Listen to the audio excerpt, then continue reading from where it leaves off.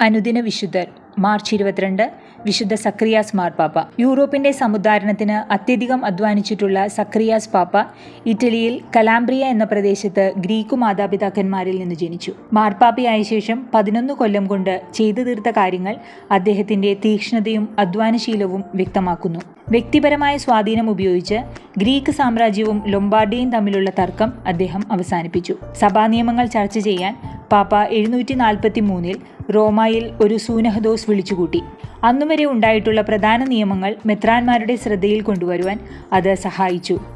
ജർമ്മനിയിൽ വിശുദ്ധ ബോണിഫസിന്റെ മിഷൻ പ്രവർത്തനങ്ങൾക്ക് മാർപ്പാപ്പ നൽകിയ പ്രോത്സാഹനം ജർമ്മനിയുടെ മാനസാന്തരം ഏതാണ്ട് പൂർത്തിയാക്കുവാൻ വഴിതെളിച്ചു.